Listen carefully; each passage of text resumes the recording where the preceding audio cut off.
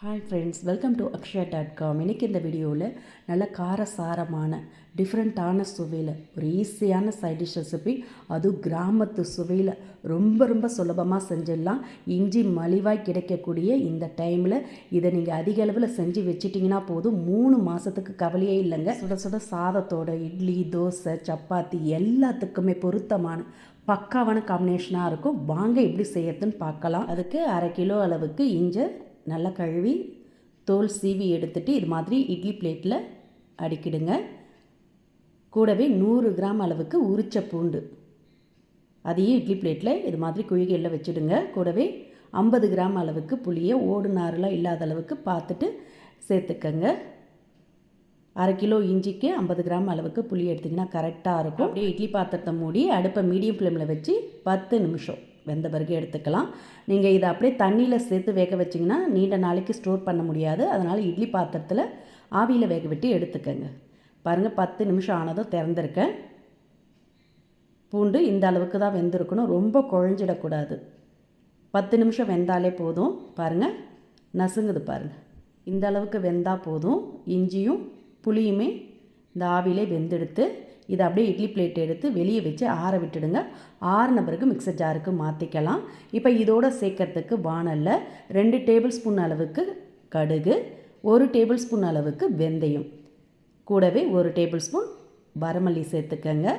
சேர்த்து நல்லா பொரிய விட்டு வறுத்துக்கங்க. வெந்தயம் கடுகு நல்லா பொரிஞ்சு வரணும்.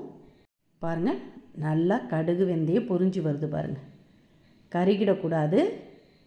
எல்லாமே ஒன்று போல் பொரிஞ்சு லைட்டாக கலர் மாறி வரட்டும். அந்த அளவுக்கு வறுத்து எடுத்திங்கன்னா போதும். இப்போ அடுப்பு ஆஃப் பண்ணிவிட்டு இதை அப்படியே ஒரு பிளேட்டில் மாற்றி ஆற விட்டுடுங்க. ஆறட்டும். இப்போ மிக்சர் ஜார் எடுத்துருக்கேன். அதில் நம்ம ஏற்கனவே வேக வச்சு எடுத்த இஞ்சி, பூண்டு, புளி எல்லாத்தையும் சேர்த்துக்கங்க. இஞ்சியை சின்னதாக கட் பண்ணி சேர்த்துக்கங்க. அப்போ தான் அரைக்க ஈஸியாக இருக்கும். வேக வச்ச பூண்டையும் சேர்த்துக்கங்க. கூடவே புளியும் சேர்த்துட்டு இதோட 2 டீஸ்பூன் அளவுக்கு கல்லுப்பு சேர்த்துக்கங்க.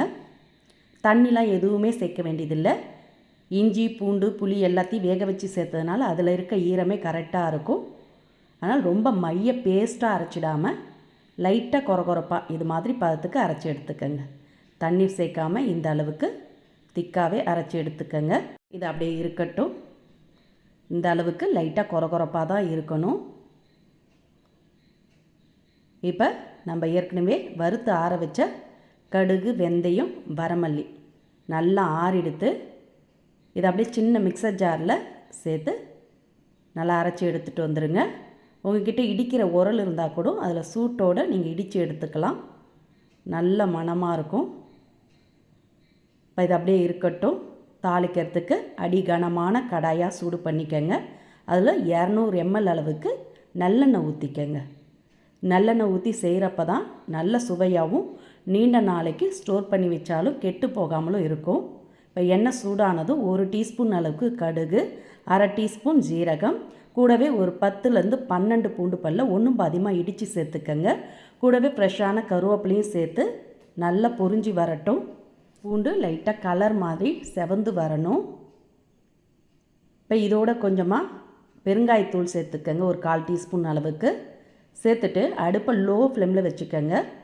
வச்சுட்டு இதோட 2 டேபிள் ஸ்பூன் அளவுக்கு மிளகாய்த்தூள் சேர்த்து அந்த சூட்டிலே கலந்து விடுங்க. மிளகாய்த்தூளோட பச்சை வாசனை போயிடும். லோ ஃப்ளேமில் வச்சுட்டு மிளகாய்த்தூள் சேர்த்திங்கன்னா கருகாமல் இருக்கும். இப்போ இதில் அரைச்சி எடுத்து வச்ச இஞ்சி, பூண்டு, புளி விழுதை அப்படியே சேர்த்துக்கங்க. மிக்சர் ஜார்லேருந்து ஒட்டை வழித்து விட்டுக்கங்க. தண்ணியெலாம் சேர்த்து அலசி ஊற்ற வேண்டியதில்லை. இப்போ எண்ணெயிலே சேர்த்து நல்லா கலந்து விடுங்க. நம்ம ஏற்கனவே இஞ்சி, பூண்டு, புளி எல்லாத்தையும் ஆவியில் வேக வச்சு தான் சேர்த்துருக்கோம். அதனால் ரொம்ப நேரம் வதங்க வேண்டியதில்லை, ரொம்ப நேரம் கொதிக்கவும் வேண்டியதில்லை.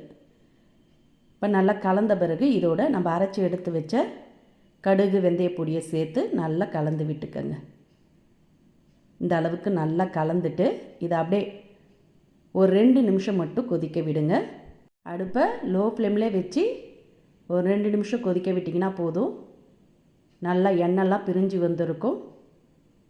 இப்போ இதோட 1 டேபிள் ஸ்பூன் அளவுக்கு பொடிச்ச வெல்லம் சேர்த்து கலந்துட்டு அடுப்பு ஆஃப் பண்ணி இறக்கி நல்லா ஆற விட்டுடுங்க. இது நல்லா ஆறணும். ஆறின பிறகு நம்ம ஒரு ஏட்டை பாட்டிலில் ஸ்டோர் பண்ணி வச்சுக்கலாம். நல்ல மணக்க சுவையான இஞ்சி ஊறுகாய் ரெடி ஆகிடுது. இதை நீங்கள் சுட சுட சாதத்தோடு சேர்த்து சாப்பிட்லாம். இட்லி, தோசை, சப்பாத்தியோடு தொட்டு சாப்பிட்லாம். அருமையாக அட்டகாசமாக இருக்குங்க. இஞ்சியில் நிறைய மருத்துவ குணங்கள் இருக்குது. இஞ்சி கூடவே நம்ம பூண்டு சேர்த்து செஞ்சதுனால இந்த மழை காலத்தில் சளி, இரும்பல் எல்லாமே குணமாகும். செரிமானத்துக்கும் நல்லது.